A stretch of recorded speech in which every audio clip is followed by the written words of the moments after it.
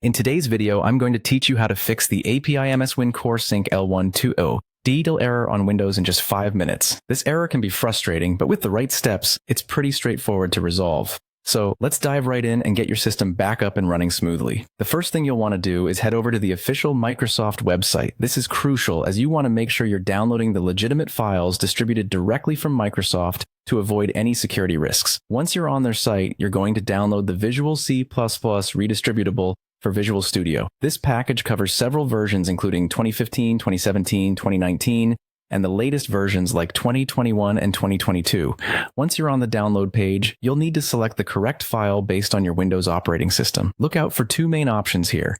If you're running a 64-bit version of Windows, which many modern systems do, you'll want to download vc-redist.x64.exe. On the other hand, if your system is a 32-bit version, then vc-redist.x86.exe is the file you need. After selecting the appropriate file, go ahead and download it to your computer. Make sure to save it in an easily accessible location, perhaps your desktop, where you can easily find it afterward. Once the download is complete, locate the file and run the installer. You'll be prompted to accept the terms and conditions. It's important to carefully read through the terms before proceeding. Then, simply click the Install button. The installation process should only take a few moments. Once it's complete, you'll receive a notification indicating the successful installation of the package. At this stage, it's tempting to just start using your system right away, but there's one more crucial step: restarting your computer.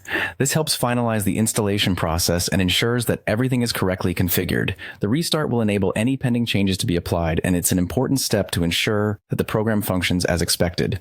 Your system should now be free of the Api-Ms-Win-Core-Synch-L1-2-0.Dll error, and your applications that were previously affected should work perfectly. And there you have it. With these steps, you've not only fixed the error, but also updated your system with the latest Visual C++ redistributable components, which helps improve overall performance and compatibility. Thanks for watching, and if you found this helpful, be sure to check out other tutorials or support forums for additional guidance on keeping your system in top shape.